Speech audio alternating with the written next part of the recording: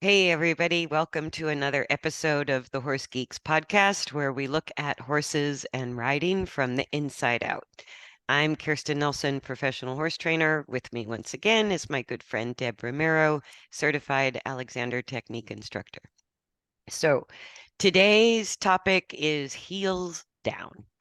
This is kind of the last of our instructional theory, what we all hear from the time we first get on a horse. So we've done the podcast on shoulders back, quiet hands, look where you're going. And this is another one of those ubiquitous instructions that you hear in arenas across the globe. Heels down, heels down, heels down, heels down. So we're going to kind of deconstruct heels down. We'll look at how we take that. And it's not right or wrong instruction, right? And I never look at bodies of riders or horses as the right thing to do or the wrong thing to do, the correct or the incorrect. What I find most often, and feel free to jump in, Deb, is that it's more a matter of too much or too little. Well, that's a good way So, to put it. Yeah. For me, it's the level of tension. Am I using constriction and shutting my muscles off to achieve the activity? Or am I staying in my length and width and doing the activity? so having an availability within the joint, you mean, Mm-hmm. rather than sort of locking the heels down. Right. Yeah. And that's what I find because, heels down is because the human instinct, when we go into fear or when a human is first on the back of a horse, we go a little bit into a fetal position. Mm-hmm. We grasp with our hands and we go into sort of a fetal position. So when we do that in a saddle, it can lift the heel up and point the toe down, right? Right. And that's that constriction. It's kind of like, so the leg is actually shortening, if you think of it, Right. All the to muscles are gripping, shortening shortening. and drawing inward because Yes. that's our instinctual reaction when we feel unstable or unsafe. That's the posture we all go into.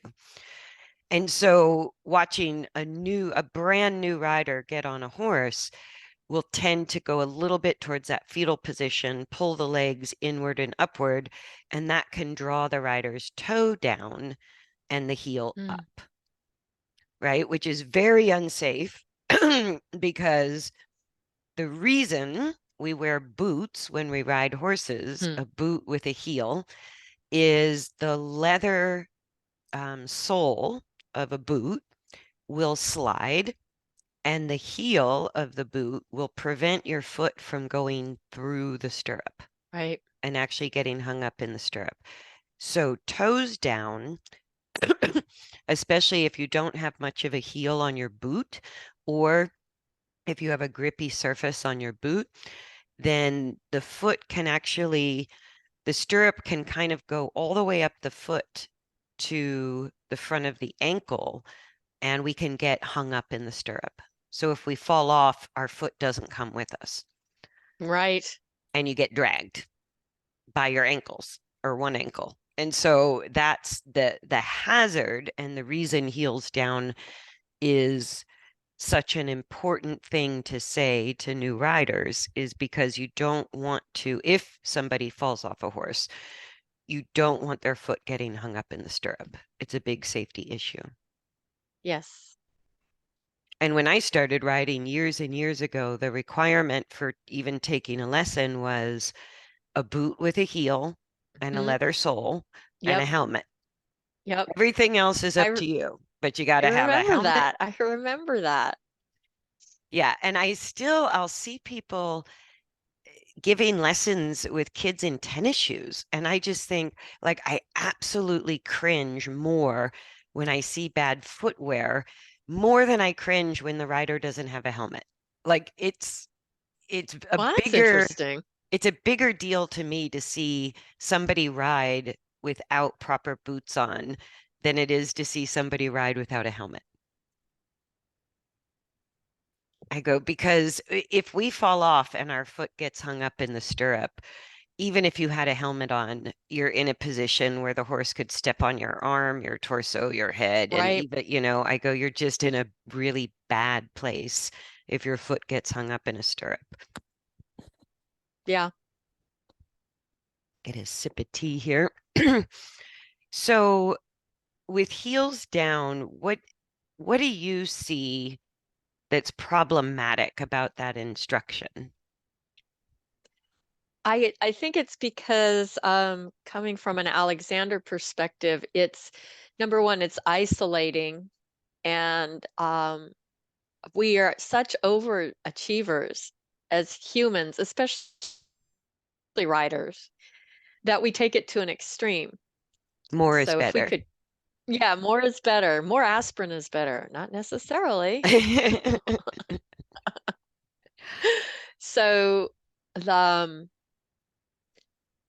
we've talked about this before. How do we translate that into being a productive thing? Because it can be productive. I mean, because if the person is too up, the tendency for them to come off is much higher than if they've got their weight distributed down towards gravity. Right. So it's a way to sort of help the rider Mhm. find more connection through the saddle and the legs than just lifting the shoulders and trying to deal with their hands. Yeah. Yeah. So it does redirect the rider's attention to Hmm. more downward connection rather than lifting and bracing, either in the startle, which is the head up and the back arched, or the fetal, which is the head down and the back rounded. Right. Yeah. Yeah. So to be able to not lock around the heels down thought, not to lock your ankles or your knee when you do that. So describe for me too, because the rider's leg has three joints. We have the hip joint, which is the very top of the leg, the knee joint, and the ankle joint. So would it affect, if we're just focused on our heels down, that's really a lot of flexion through the ankle joint. So does it affect or can it affect the knee and the hip joint? Sure. Yeah. I mean, if we look at the tensegrity model, everything's connected. And Alexander truly felt that, the position of the head neck relationship affected the entire body. So, and we've talked before in earlier podcasts about you may see kinematic problems in the legs, but where is it really coming from? So it's going to affect everything. And the law of the proprioceptors, if you're, say, putting your heels down and you're locking your ankles, there is no message going from that joint to your brain about what's going on. So you can't kinesthetically be aware Mm. of what your lower leg's doing. Oh, so that's why excessive heels down is perhaps causing the lower leg of the rider to become unstable. Yeah. And they don't know it. They just don't know. They Yeah. don't know where it is because those proprioceptors are activated and that shuts off the information going to the brain. So it's a little disconnect from Mhm. the lower Yeah. leg and the feet to the brain. Interesting. And then the body's going to compensate somewhere else. You're going to lock your knees or, lock your psoas hip muscles to maintain integrity over the horse.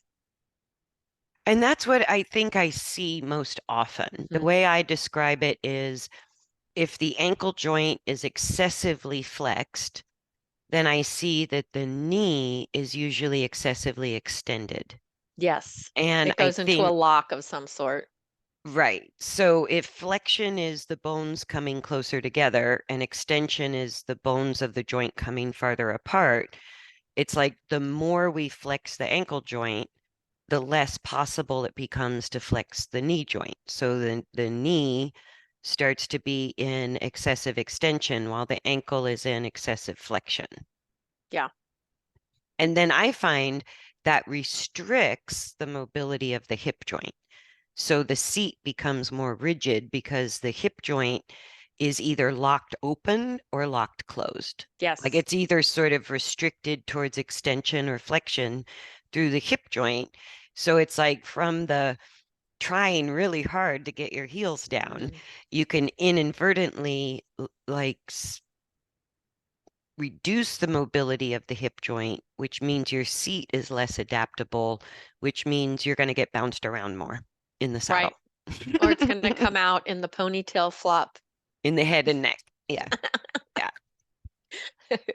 Yeah. And interestingly with horses too, it comes up a lot in rehab where certain horses, there's a disorder called DSLD in horses, which stands for degenerative suspensory ligament disorder.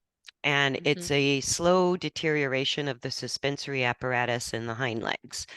And that can get diagnosed frequently with horses that either were born a little bit straight through the hocks, or they move in a way, if they're high-headed with their back down and their pelvis rotated backwards too far, over time you can get what's called a functionally straight hock on the horse. Mm. And so if you look down their leg, that middle joint in the horse's hind leg is losing the bend. It's Right. becoming straighter and Straight. straighter and more upright, which is being locked into more extension through the hock joint, right? And what happens is the horse's hind fetlock, which is like the bottom leg joint, we kind of equate it to our ankles. It's not Right. technically an ankle, but it's kind of like the horse's ankle, starts to have too much flexion. And then between the hock and the fetlock is where the suspensory ligaments are. And so those become strained. So I don't know sometimes if it's necessarily a degenerative disease as much as it's a functionally straight hock, which It's a is good too point. much extension. And then you put too much flexion in the lower joint. So the horse is doing heels down.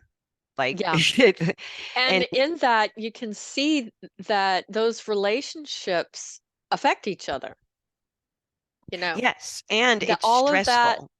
affects something above it and below it. Yeah. And I think when we've talked about tensegrity before, in order to stabilize the global body, if one joint has way too much extension and loses its range of motion, then another joint is going to have to make up the Mm. difference with too much flexion. But that's going to start pulling on either muscle, tendon, or ligament that wasn't designed to have that much range of motion. Right. It's going to start pulling on soft tissue. So it's interesting. Like I really see the direct connection between heels down, where a rider is forcing if we equate it to a horse, they're forcing their fetlock down and it's Right. straightening the knee, the next joint up, and it's sort of reducing the mobility of the hip joint. And in a horse, I see it work the other way. If they're a little bit disengaged with the pelvis rotated too far back, then the hip joint's not going through its healthy range of motion, That which makes sense. means the hock starts to get straighter and straighter and bends less. And then the fetlock starts to bend more and more and more. And when they move, the fetlock will drop to the point that it's starting to get, some of them will even touch the ground, which it shouldn't do. Wow. Yeah. And then that's what can get diagnosed as DSLD, but sometimes it's just a functional issue. Right. So I've had clients whose horses were diagnosed with DSLD, but they, through some groundwork and changing the posture of the horse and changing the engagement of the hindquarter in the vet's care with ultrasounds, the suspensory ligaments healed and got better, and the DSLD diagnosis was actually retracted. Wow.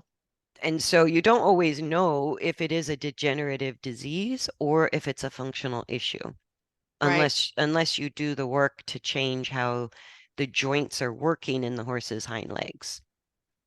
And the hind legs of the horse are the equivalent anatomical structures to the rider's legs. Mm, So the horse's hind legs have the hip, the knee, the ankle, and then the fetlock, which is really more of like a finger joint, or I guess a right. metacarpal toe joint, right? Mm-hmm. So so it's like when we see a horse that looks like he's putting his heels down, it actually is a big dysfunction of the whole Well, that's leg true. apparatus. And I see riders trying to really put effort into their heels down are basically doing the same thing. They're becoming functionally straight through the knee Yes. and disengaging their pelvis, locking their pelvis in place. And so it's kind of the same deal looking at it from two different directions. Yeah. And Yeah. how would that, sorry, go ahead. I'm always asking myself when I put my foot in the stirrup, am I bracing? Am I what am I using the stirrup for? Right. There's even stirrups in like classical saddles and stirrups in the Cadnois, the French school of riding, and I think also in the Spanish school of riding in Vienna. The stirrups actually have like they're round rather than a normal stirrup where we just Ah, have a little straight bar that goes under the ball of interesting. our foot.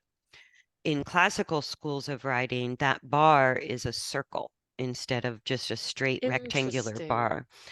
And that's to prevent the rider from putting the heels down. Wow. Yes.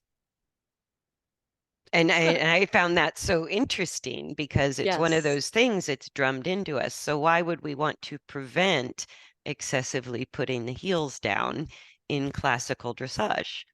Because we need a long leg, right? But we need an equal amount of bend through the ankle, knee, and hip in order to really stabilize our balance and use our legs correctly. Yes.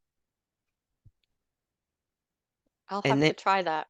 then, well, and then if you go to jump riders or jockeys, which are the other extreme, that's where that narrow rectangular bar of the stirrup that just goes behind the ball of, just goes on the ball of the foot. When we go into a jumping or racing position, 2 point or jockey style, all three joints of the leg flex more. Hmm. So the shorter the stirrup, the more the hip, the knee, and the ankle have to flex, not just the ankle. Right. And that's what I always that's just a fascinating situation to me because can you stay in the length of your bones and have shorter stirrups and not brace? And that's what the joints are designed for. Mhm. So I often call them shock absorbers, especially if you're Mm, riding short, if you're riding with short stirrups, your legs are absorbing the vertical bounce of the horse's movement.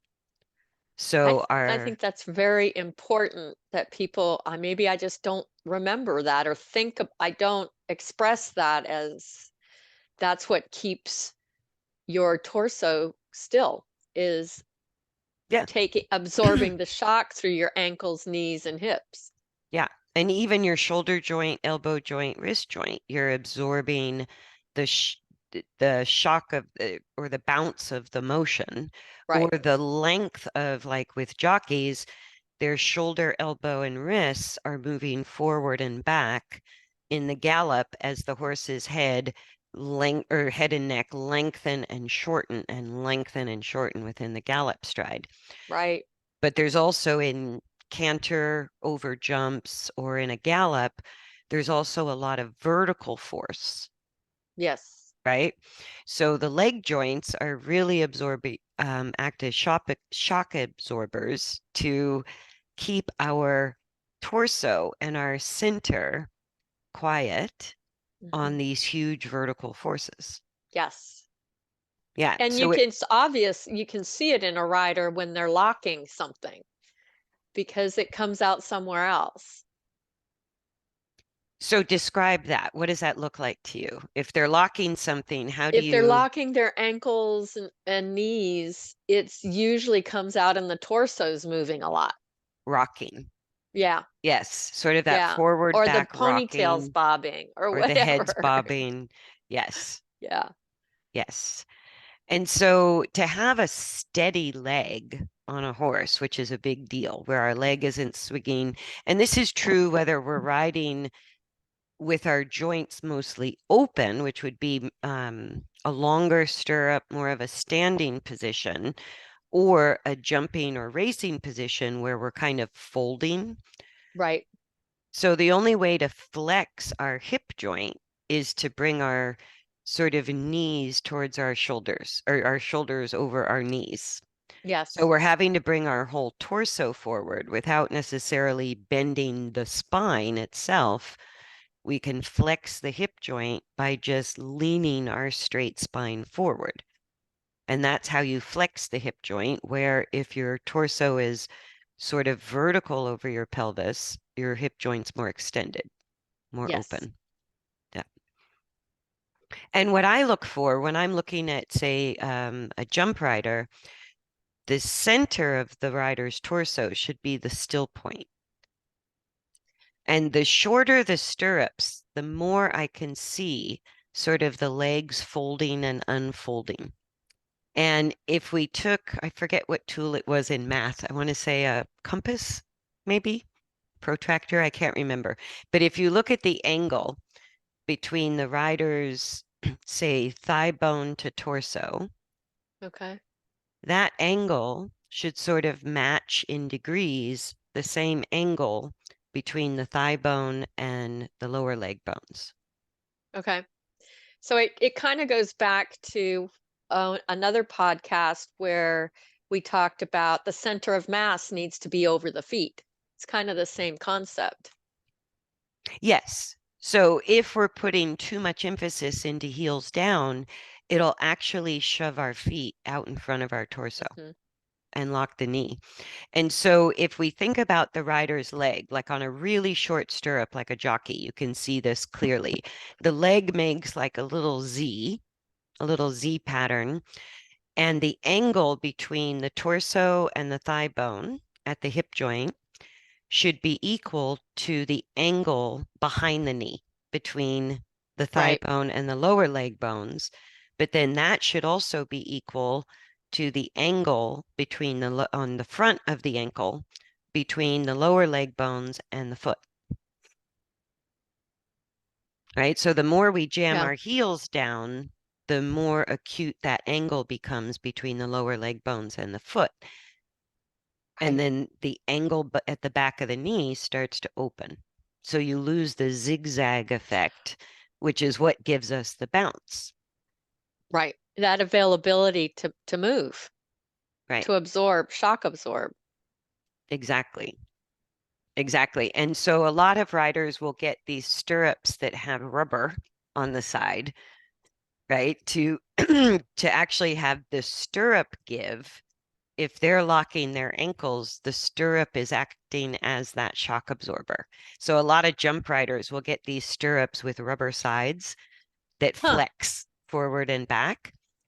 And I never found them very useful because they're artificially moving the ankle. But maybe if the Wow. rider is trained to lock the ankles, maybe it's putting a little mobility back in the ankle. I'm not sure. But I much prefer a stable iron stirrup where my joints are doing the work rather than the Right. stirrup being flexible. Yeah. Right. And heels down, like when we can see the heels down, we should also see a big bend in the knee, and the rider's torso should be tilted forward. Those three Yes. things go together.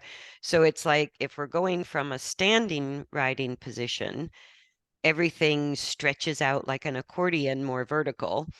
And when we go to a racing position, we're sort of at our maximum fold, right? Or Right. bend through all the joints. but that's going to put the shoulders forward over the knees, and it's going to put the middle of the rider right over the feet.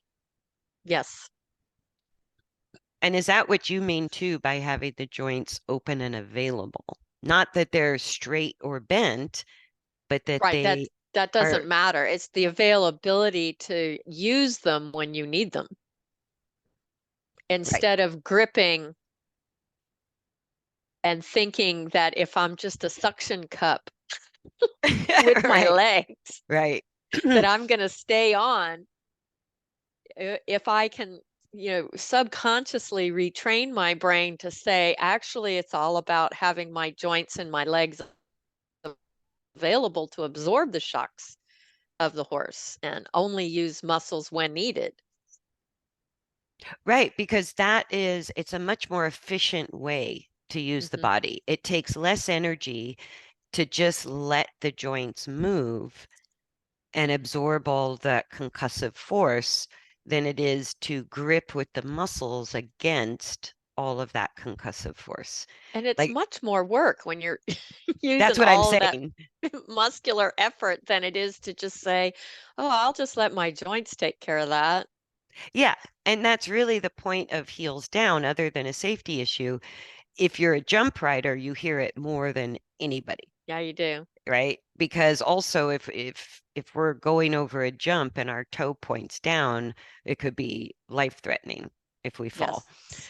So, but the heels down as a jump rider is also knees bent or shoulders forward. Like, you want to get up out of the saddle a little bit, Right.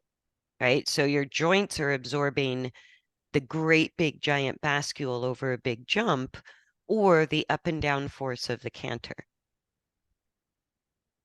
And Yes. that heels down in isolation, I think Yes.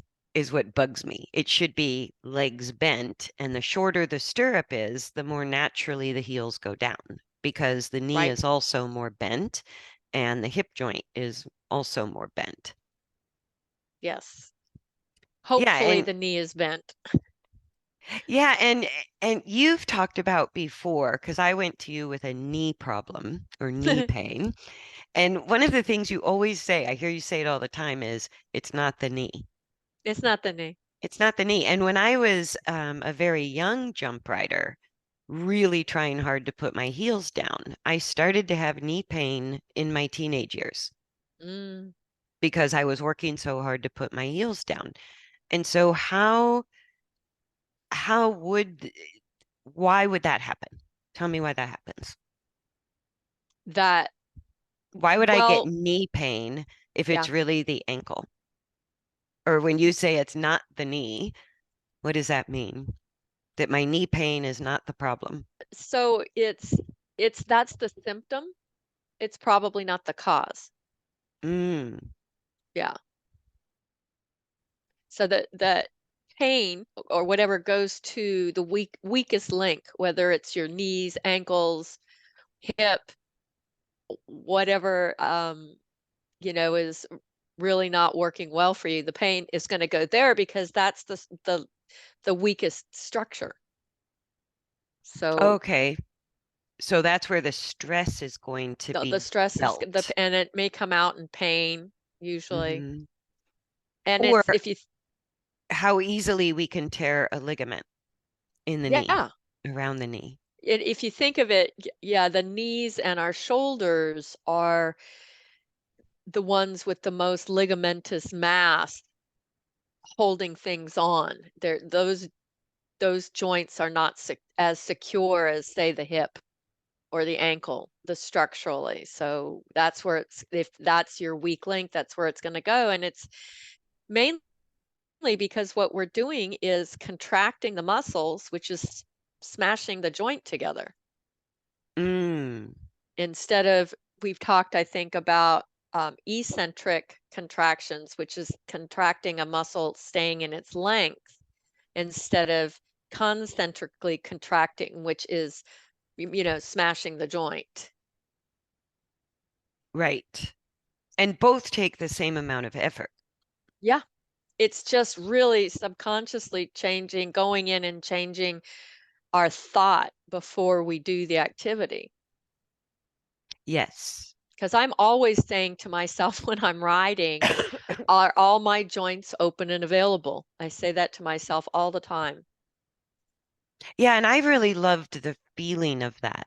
Like going over a little cross rail or some ground poles in 2 point, and you get that really cool sensation Mhm. of your joints working like shock absorbers. There's just a little bounce through the leg joints, and it really is you get that feeling of effortlessness. Yes. Like I could post on a horse for hours because the horse is throwing you up and you're just relaxing back. And so the horse is you're just absorbing the bounce of the There trot you go. in And you in the wouldn't rising be trot. able to jump. You would come off over a jump if you didn't have your ankles, knees, and hips available. Yeah. You wouldn't be able to do it.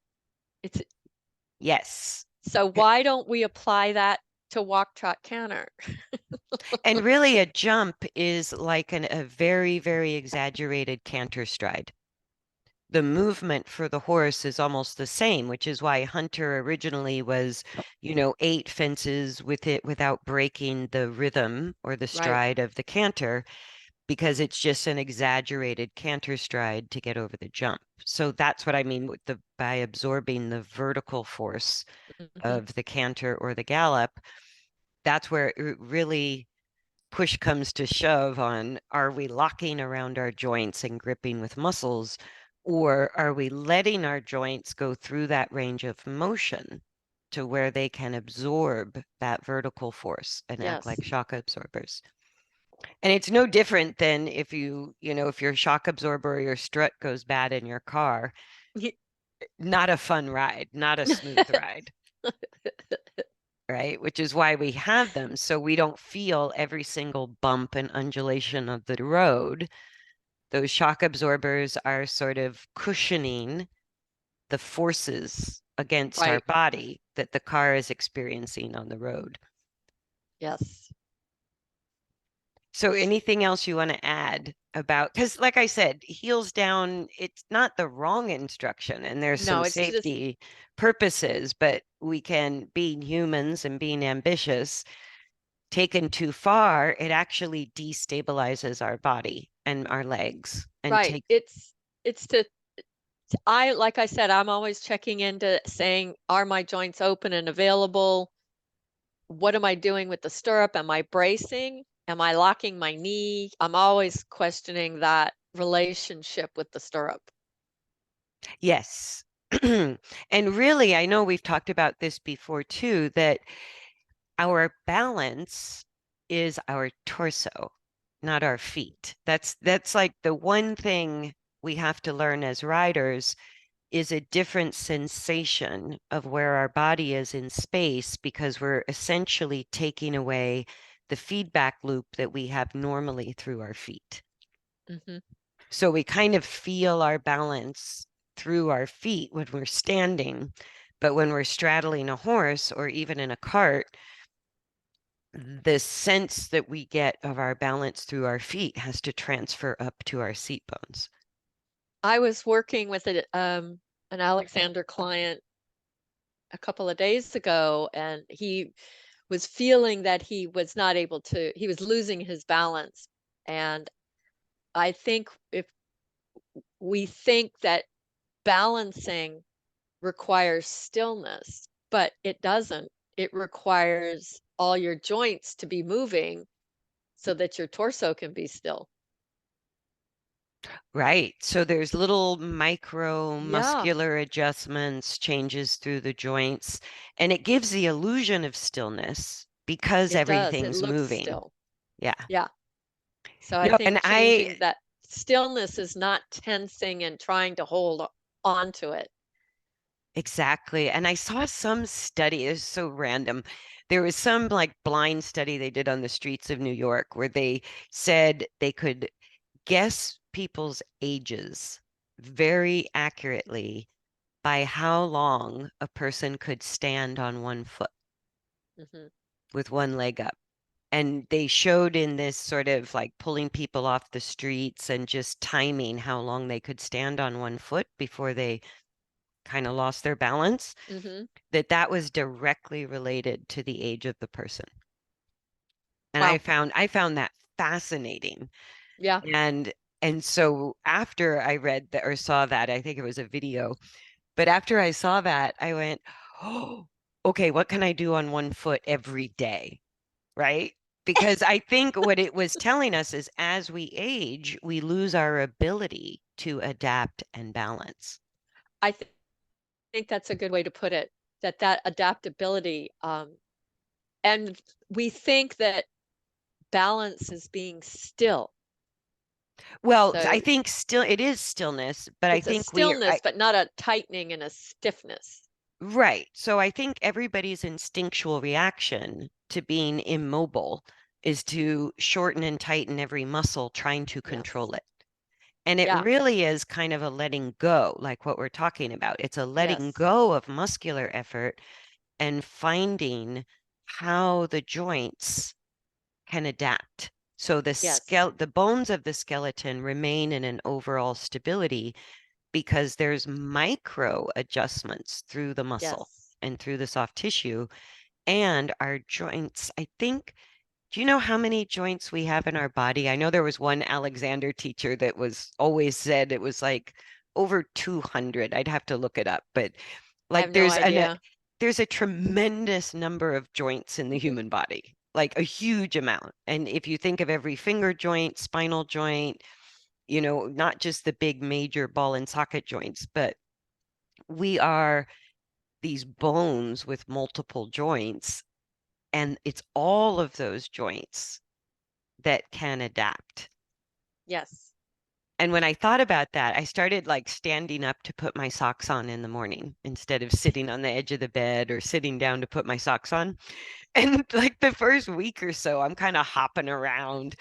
And then I remembered it's like, okay, just find gravity, find your joints, and have ease about it. And Yeah. the less tense I got, the longer I could stand on one foot Exactly. and get my socks on. Or with riding pants, a lot of times there's still this Velcro piece that is kind of a pain. And so even when you put your riding pants on, like standing up and doing the Velcro on the bottom of the leg, Mm-hmm. getting that all sorted out, and then my socks go over that. So it was like, oh, okay, I have like two things a day where I have to stand on one foot, Yep. and then things like cooking, dishes, brushing my teeth. I'm like, how often do I even think to balance on one leg? That's a good point. Because Not very often. we're not thinking in the activity. We're just doing the activity. Yeah. Yeah. And just taking some of the concepts that you talk about frequently, like, are my joints open and available? Mhm. Can I adapt in order to remain still? That's Yes, such a weird thought. it is. It's totally counterintuitive. Or I think even like we talked about last time, letting something arrive to you rather Yes. than reaching for it. Because I Hmm. think even in the thought of I'm reaching, like you talked about, I'm reaching for my food, or my eyes Hmm. are focused on the jump, I'm reaching towards the jump. There's already tension in that. Yeah, and that's that tension, tunnel vision, predatory kind of thing going on. Yeah. Yeah. And But you see the good riders, the ones I really enjoy are they're looking everywhere. or They're in nowhere. or nowhere. Or Yeah. nowhere. Like I remember sort of watching at one part of like watching a whole bunch of good riders when I was over in Europe. And some of the best riders had one weird thing in common is that they sort of looked nowhere. Like a lot of times they'd be looking off to the left or cocking their head a little bit like they were thinking about something, but they weren't laser focused out in front of them on their path of travel, or it was almost like they were looking nowhere. That's that almost like a third eye thing to me. It's that staying in perspective within the kinesthesia of yourself and your horse. Yeah. That Or level of just communication, it's yeah, you're I get that. Yeah, Yeah. and even putting my socks on, it was like the more I thought about sock on foot, in gaining, the tenser I got. And when I started to just go, let me kind of look around and let me feel my stability on one foot and take all the time I need to put my sock on, Yes. then I could do it. And it was like I went from not doing it to doing it in 1 second, Yeah. changing the thought.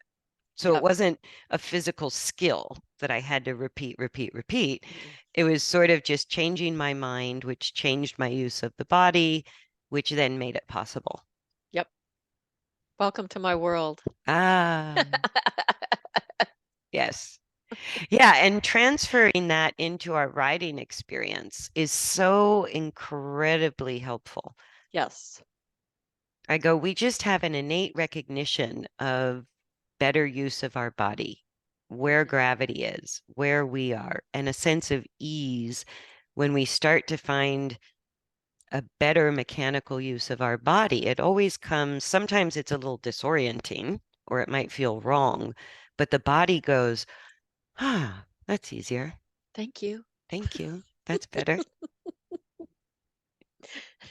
Yeah. And so does the horse. Yeah, and I Thank think you. that, these 4 podcasts that we've done on the writing instructions that can work against us, shoulders back, heels down, hold your hands still, look where you're going. It's we hear that so frequently that I don't know, maybe the next time we hear it, we could think about how am I doing that? Exactly. How am I doing that? How, what am I doing with that information? Yeah. Yeah, rather than everybody has an immediate response based on experience or whatever, you say heels down. If you look at 100 different riders, you would see that happen 100 different ways. Mhm. There's many, many ways to follow that instruction. And I think that's been the point of talking about it in the podcast, that these instructions can act like a guide, but they're not an absolute. And more Right. is not better. More is not better, better, better, better. Sometimes we do too much. It's the American way.